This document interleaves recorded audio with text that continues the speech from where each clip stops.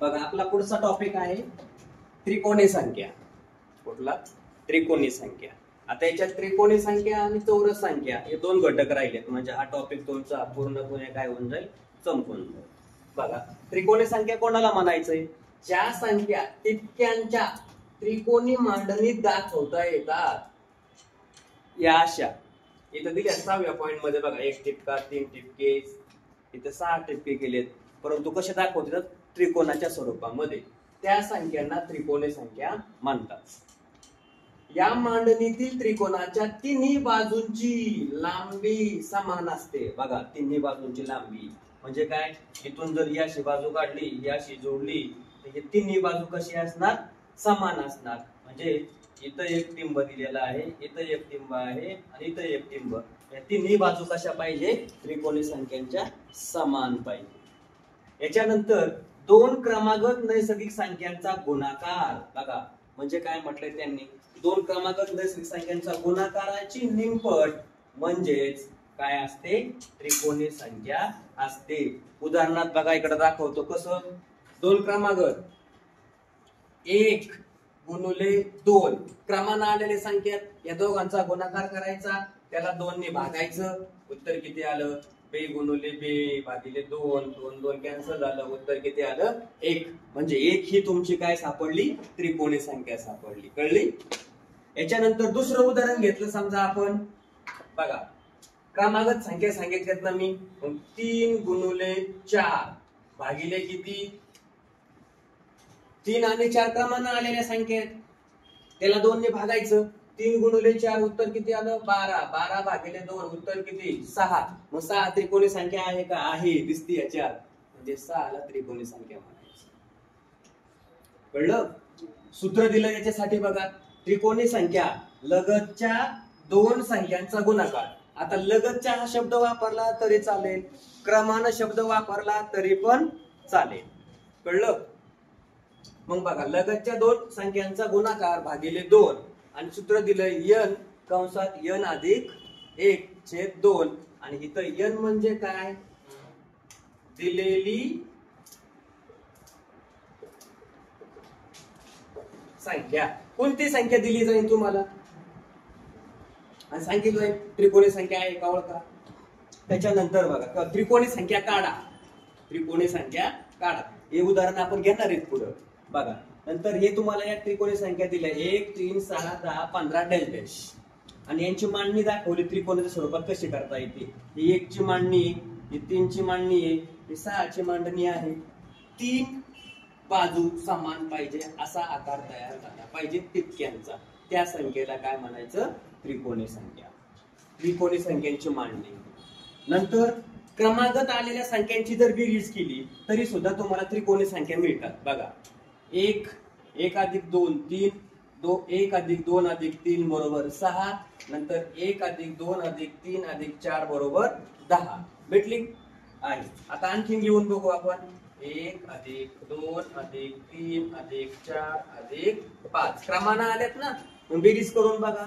2 आणि 3 5 6 4 10 आणि 1 हे 5 15 आहे का त्रिकोणी संख्या? आहे. म्हणजे क्रमानं तुम्हाला जर बेरीज करायला विचारली तरी सुद्धा तुम्हाला त्रिकोणी संख्या काय करता येतात? काढता येतात. आणि 5वी त्रिकोणी संख्या कोणती? 6वी त्रिकोणी संख्या कोणती? असा जरी प्रश्न विचारला तरी तुम्हाला या सूत्राच्या आधारे कोणत्या? या सूत्राच्या आधारे आपल्याला काय करता येणार आहे? सोडवता येणार आहे. याचे उदाहरण आपण काय करू? उद्याच्याला पाहू.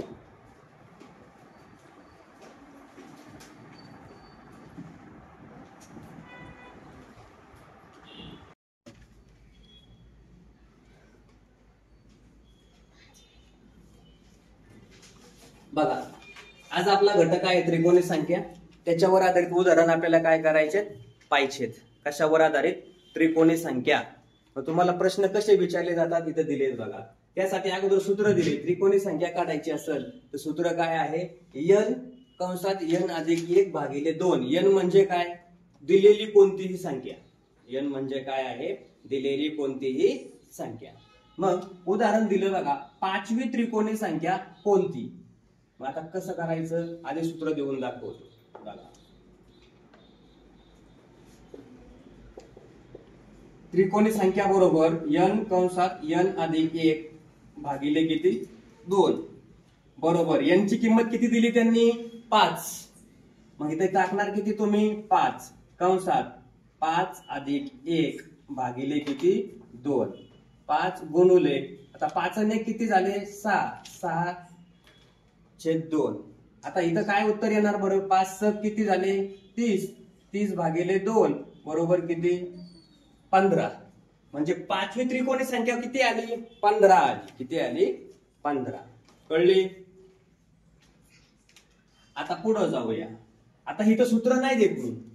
आता डायरेक्ट काय करायचं बघा या उदाहरणामध्ये कोणती संख्या दिली तुम्हाला 34. मग काय करणार 34 गुणुले 34 च्या पुढची संख्या कोणती 35. कोणती 35 भागिले किती 2. कळलं. डायरेक्ट काय केलं आपण दिलेली संख्या गुणुले तिच्या पुढची संख्या भागिले 2. आता ह्या 2 न 34 ला भाग जातो. 2 न काय होतो 34 ला भाग जातो. इथं भाग गेला. भाग कितीचा गेला बघा 17 2 34 म्हणजे इथं उत्तर किती आलं 17 गुणुले 35. इथं या दोघांचा गुणाकार करायचा आहे आपल्याला. मग काय होईल 35 गुणुले 17 7 5 35 हातचे आले किती 3 7 त्रिक 21 21 आणि 3 किती झाले 24. एकाचं काम संपलं. आता इथं ज्यांना डायरेक्ट 17चा पाठ आहे त्यांना गणित डायरेक्ट येऊ शकतं पण ज्यांना नाहीये त्यांच्यासाठी काय करायचं गुणाकार वापरायचा. मग 5 9 आणि 3 आणि 2 किती 5 म्हणजे उत्तर किती आलं 595. म्हणजे याचा अर्थ काय 34वी त्रिकोणी संख्या कोणती असायला पाहिजे 595. कळलं. ओके. आता तिसरं गणित आहे. तिसरं गणित कोण सोडेल कोणाला समजलं त्रिकोणी संख्या कशी काढायची कोणाला समजलं ये आरोही ये.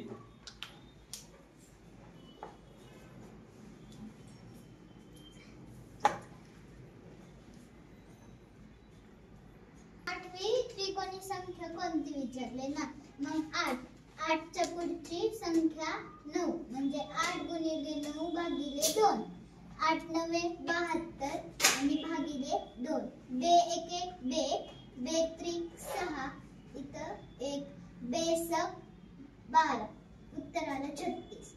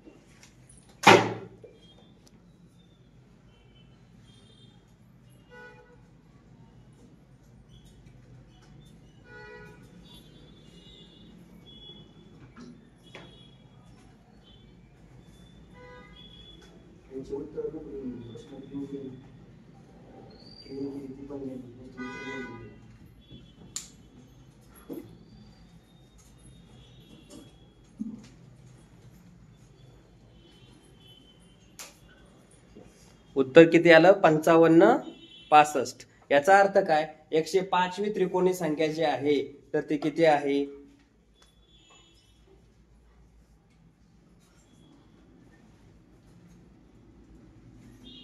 उत्तर किती आहे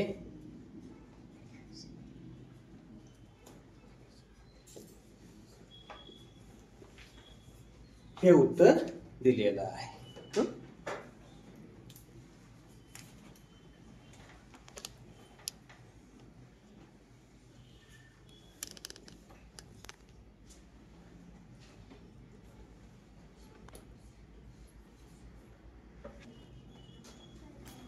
बघा 400 ही संख्या त्रिकोणी आहे की नाही ते काय करायचे आपल्याला ठरवायची. आता ही ठरवण्यासाठी काय करायचं अगोदर बघा, 400 ना, त्या 400ची दुप्पट करायची. इकडे आपण काय करत होतो, त्रिकोणी संख्या आहे की नाही ते ओळखण्यासाठी भागायचो. आता इथं काय करायचं, गुणायचंय. म्हणजे काय बघा, लक्ष द्या, दिलेली संख्या गुणुले दुप्पट. 400 गुणुले 2 उत्तर किती आलं रे, 800. बरोबर. आता 800 ही संख्या काय करायची आपल्याला, 800 पेक्षा लहान पण पूर्ण वर्गमूळ निघणारी संख्या शोधायची. म्हणजे तुम्ही वर्ग आणि वर्गमूळ पाठ केलेत ना, मग 800 पेक्षा लहान पण पूर्ण वर्गमूळ असणारी संख्या कोणती,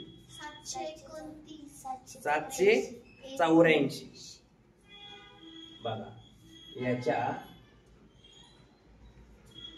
784. आता हे काय करायचं, याचं वर्गमूळ घ्यायचं. हे वर्गमूळाचं चिन्ह आहे ना.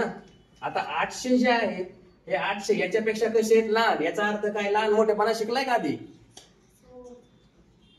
तर 800 पेक्षा लहान असणारी संख्या जी आहे तर ती किती आहे, 784. मग 784 चं वर्गमूळ किती रे, 784 चं वर्गमूळ जे आहे तर ते किती आहे, 28. मग याचं वर्गमूळ घ्यायचं. ते वर्गमूळ किती भेटलं, 28.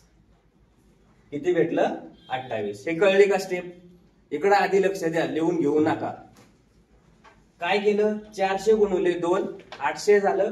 800 पेक्षा लहान परंतु वर्गमूळ निघणारी संख्या शोधली, ती कोणती आली, 784. 784 चं वर्गमूळ घेतलं, किती आलं, 28. मग 28 जो आहे, ही 28 या संख्येला काय म्हणायचं, पाया. काय म्हणायचं, पाया. त्याच्या बरोबर काय लिहायचं, n. आता n बरोबर 28. त्रिकोणी संख्या काढायची ना आपल्याला, ही आहे की नाही ती ठरवायची.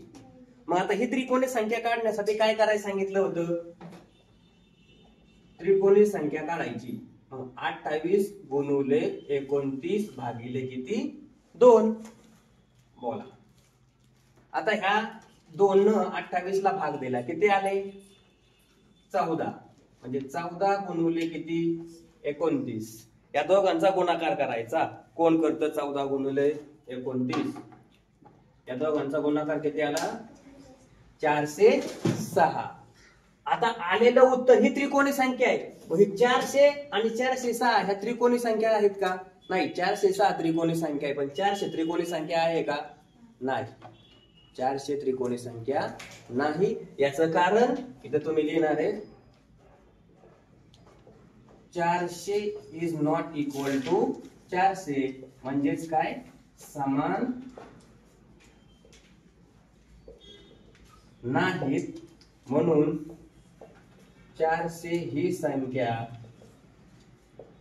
कुठली नाही, त्रिकोणी संख्या नाही. आता बोला, हे कळलं का, परत सांगू एकदा समजून. बघा लक्ष द्या, असं उदाहरण आलं, त्रिकोणी संख्या आहे की नाही ते कसं ओळखायचं. दिलेली संख्या घ्यायची, त्याची दुप्पट करायची. 400 गुणुले 2 बरोबर किती, 800. आता आलेलं जे उत्तर आहे ते उत्तर त्याच्यापेक्षा लहान परंतु पूर्ण वर्गमूळ निघणारी संख्या शोधायची. मग 800 पेक्षा लहान कोणती, 784, ज्याचं काय निघतं, वर्गमूळ निघतं, पूर्ण वर्गमूळ. मग 784 चं वर्गमूळ किती आलं, 28. ह्या 28 ला काय म्हणायचंय, त्रिकोणी संख्येचा पाया. काय म्हणायचं, 28 ला त्रिकोणी संख्येचा पाया. मग आपल्याला त्रिकोणी संख्या काढायची ना. आता ही आहे की नाही ती ठरवायची दिलेली. मग n बरोबर किती आलं, 28. मग त्रिकोणी संख्या बरोबर 28 गुणुले किती, 29. इथं सूत्र बघितलं, याच्यानुसार काढले आपण त्रिकोणी संख्या. मग 28 गुणुले 29, या 2 न 28 ला भागलं, उत्तर किती आलं, 14. आणि 14 गुणुले 29 उत्तर किती आलं, 406. म्हणजेच 28वी त्रिकोणी संख्या कोणती आहे, 406. मग हे 406 आणि हे 400 बरोबर आहेत का, नाही. म्हणजे 400 ही त्रिकोणी संख्या आहे का, नाही. कळलं, संख्या कोणती निघते, 28वी 406 निघते. घ्या लिहून व्यवस्थित. आता पुढं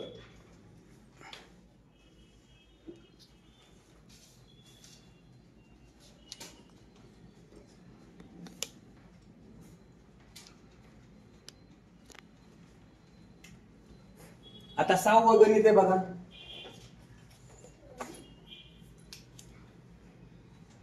6वं गणित दिलेलं आहे.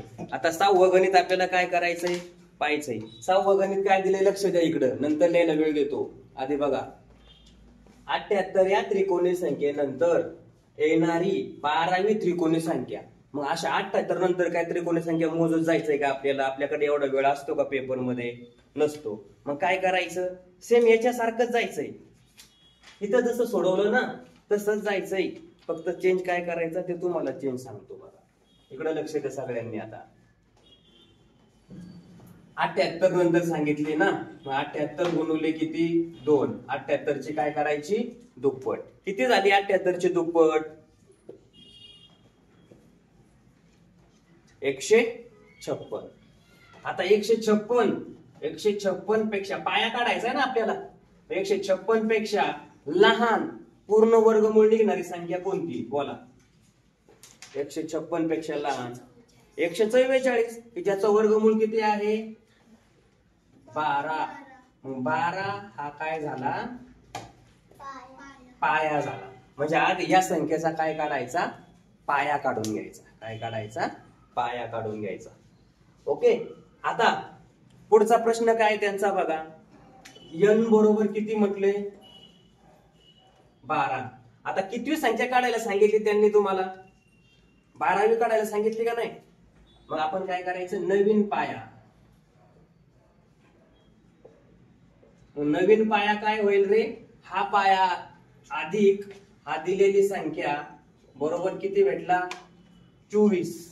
किती भेटला पाया 24 भेटलेला आहे. आता काय करायचं बघा, त्रिकोणी संख्या काढायची ना आपल्याला.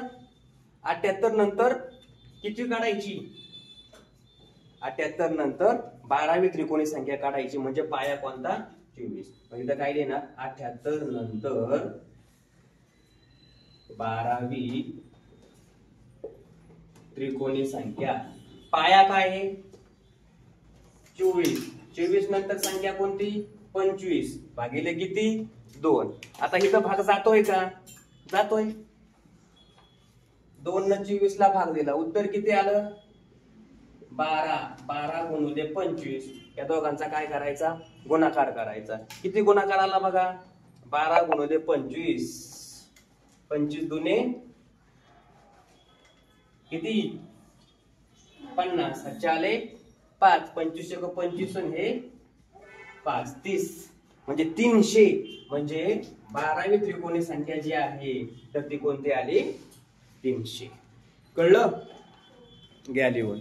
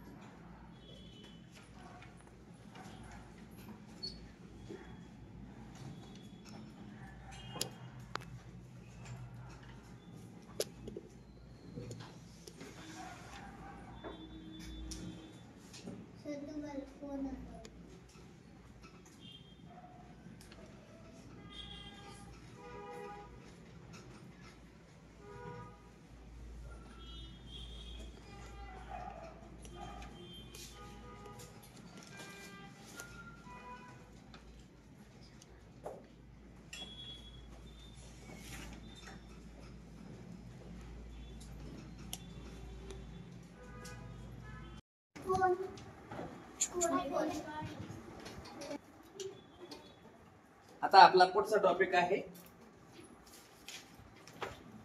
चौरस संख्या. त्याला चौकोनी संख्या म्हणतात, त्याला पूर्ण वर्ग संख्या म्हणतात. मग त्याची व्याख्या नेमकी काय आहे बघा. जी संख्या कोणत्या ना कोणत्या तरी संख्येचा वर्ग असते. म्हणजे दिलेली संख्या ही काय पाहिजे वर्ग. त्याचं वर्गमूळ निघलं पाहिजे, पूर्ण वर्गमूळ निघलं पाहिजे. मग त्या संख्येला आपण पूर्ण वर्ग संख्या म्हणतो. दुसरा मुद्दा आहे एका संख्येला त्याच संख्येने गुणून येणारी संख्या ती काय असते चौरस संख्या असते. उदाहरणार्थ काय 4 गुणुले 4 बरोबर किती 16. म्हणजे 16 ही पूर्ण वर्ग संख्या झाली आणि 16चं वर्गमूळ किती झालं 4. तसं आता 25 ही वर्गमूळ चौरस संख्या आहे का? 25 ही वर्ग संख्या आहे का? आहे.